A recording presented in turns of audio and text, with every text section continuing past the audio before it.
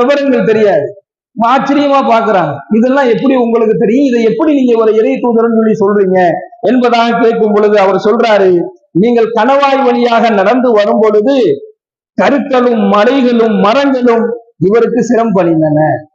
இது ஒரு இறை தூதருக்குத்தான் இது நடக்குமே தவிர வேற யாருக்கும் இது நடக்காது. ஒரு இறை தூதருக்கு தான் மரங்களும் மலைகளும் என்ன செய்யும், சிரம் பணியும். வேற யாருக்கும் சிரம் பணியாது, இவருக்கு சிரம் பணிந்ததை நான் கண்டேன் என்பதாக சொல்லிட்டு பெருமானார் ஸல்லல்லாஹு அலைஹி வஸல்லம் தோல் புஜத்திற்கு கீழே ஆப்பிளை போன்று இருக்கக்கூடிய அந்த முத்திரை, அதுதான் இறை தூதர்களுடைய முத்திரை. அதை சுட்டிக்காட்டி சொல்றாரு, இதுதான் இவர் இறுதி தூதர், இறை தூதர் என்பதற்கு உண்டான அடையாளம் என்பதாக அந்த துறவி சொல்லி காண்பிக்கின்றார். கண்ணியமிக்க அல்லாஹ்வின் நல்லடியார்களே, சகோதரர்களே, அடுத்து சொல்றாங்க, இவரை நீங்க ஷாம் தேசத்துக்கு கூட்டிட்டு போனீங்க அப்படின்னு சொன்னா அங்க ரோமானியர்கள்